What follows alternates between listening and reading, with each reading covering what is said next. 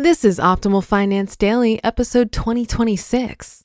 How we saved over $2,000 on these simple DIY home tasks, part 2, by Lisa Harrison of MadMoneyMonster.com. And I'm your host and personal finance enthusiast, Diana Merriam. Now, today's post is a continuation from yesterday. So if you're new here, I'd recommend listening to yesterday's episode first. But if you're all caught up, let's hear part 2 and continue optimizing your life. How we saved over $2,000 on these simple DIY home tasks, part 2, by Lisa Harrison of MadMoneyMonster.com. The case of the shot glass and the garbage disposal. A few years back, we had some people over and one of them put a shot glass in our sink that inadvertently ended up slipping down into our garbage disposal. The next day, when we turned on said garbage disposal, we heard all sorts of grinding. Despite our best efforts to remove the remnants of the shattered shot glass, we were left with a contractor-grade garbage disposal that worked less than optimally. We didn't address it because it still worked to the extent we needed it to work, and we didn't feel like spending the money on a replacement. However, after a few years, the garbage disposal finally gave up and burned out. It truly was dead this time, so we had to address it. That meant a trip to the hardware store to pick up a new disposal. But how to install it? Well, since I had YouTube and plumber's putty, I figured we could swap out the old one for the new one and save ourselves an installation fee. And that's exactly what we did. Granted, it didn't go as smoothly as I had hoped, but nothing ever does when you embark on a DIY home repair job. After about 90 minutes of fussing and yelling, "Where's the flashlight? I can't find the flashlight!"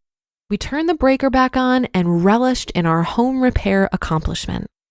And just in case you're wondering how much we saved by doing it ourselves, a quick internet search yielded an average installation cost for a garbage disposal to be $185. Adventures in dishwasher installation. Then there was the dishwasher. Our dishwasher was approaching its 10th birthday, and since it was also contractor grade and not always draining the way it used to, we decided to preemptively replace it. The following Saturday, I decided to engage in this activity and surprise Mr. Mad Money Monster, who was away in Canada on business. I called around and found the best deal I could possibly find for a Samsung dishwasher and decided to go for it. The total cost of the dishwasher was $400, and I declined the installation at $159. I had some guys at the hardware store load it into my car, and I unloaded it myself when I got home. It was a little awkward, but not too heavy. I didn't purchase a new hot water cable because I planned to use the existing one from the old dishwasher. That was a great idea until I realized I needed an elbow piece to hook it up that my old unit didn't have. So I drove back down to the hardware store and bought the $5 piece I needed. On the way home, Mini Monster and I stopped at the Golden Arches for a quick lunch.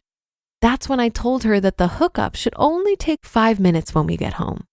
I also made sure to point out to her that I said it should take 5 minutes and that things typically don't go that smoothly.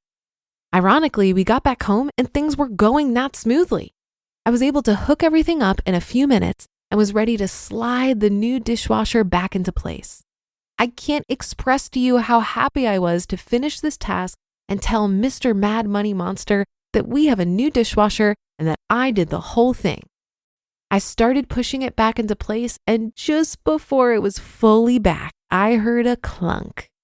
Yeah, that clunk was the door of the dishwasher that was just a hair too tall to fit under our kitchen counter. I made sure that the adjustable feet on the unit were not the issue before panicking. Then I panicked. Interestingly, when we had the porcelain tile installed throughout our house a few years ago, the installer also put it under the dishwasher. The whole way under the dishwasher. Obviously, it wasn't an issue with our old unit since it was 1/4 of an inch shorter and able to clear the counter. This unit, not so much. My choices were to throw my hands up and walk away, try to take it back and exchange it for another or shorter unit, or figure out a solution to finish this job. Needless to say, I chose to figure it out. I borrowed a chisel from my brother-in-law and started going to town, removing the half-inch thick porcelain tile that was under the dishwasher. 30 minutes later, the unit was in place and operational. Well, kind of. Apparently, new garbage disposals have a molded plastic piece that you need to hammer out before a dishwasher can drain through it. I figured this out after the first trial run with the new dishwasher leaked onto the kitchen floor when the water couldn't drain through the disposal. Thankfully, it was an easy fix, and all I had to do was disconnect the drain hose from the garbage disposal, hammer out the plastic plug, and reattach the drain hose. Total time to remove the old unit, pick up the new one, get the elbow, and complete a proper installation without a garbage disposal drain plug? 10 hours. Was it worth 10 hours of my time to save $159? In retrospect, probably not. But I did enjoy learning the skill, and I do feel accomplished and like I could do it again in the future. If I take that into consideration, it probably was worth it. Plus, I really impressed myself and Mr. Mad Money Monster. So there you have it. By taking on the tasks of power washing, staining, and home appliance installation, we were able to save ourselves a small fortune, over $2,000 during this DIY summer.